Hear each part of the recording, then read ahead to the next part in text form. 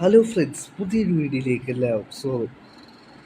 നമ്മൾ ബ്രസീലിയൻ ടീമുമായി ബന്ധപ്പെട്ടുള്ള അപ്ഡേറ്റുമായിട്ട് വന്നിട്ടുള്ള ബ്രസീലിന്റെ ഹെഡ് കോച്ചിനായിട്ടുള്ള കാത്തിരിപ്പിലാണ് ഫുട്ബോൾ ലോകം. ആഞ്ചലോട്ടി ബ്രസീലിന്റെ ഹെഡ് കോച്ചായി വന്നേക്കുമെന്നുള്ള വ്യാപകമായ ന്യൂസുകൾ ഉണ്ടായിരുന്നു. ഇപ്പോൾ ഫാബ്രിസിയോ റൊമാനോ ട്വീറ്റ് പങ്കുവച്ചിരിക്കുകയാണ്.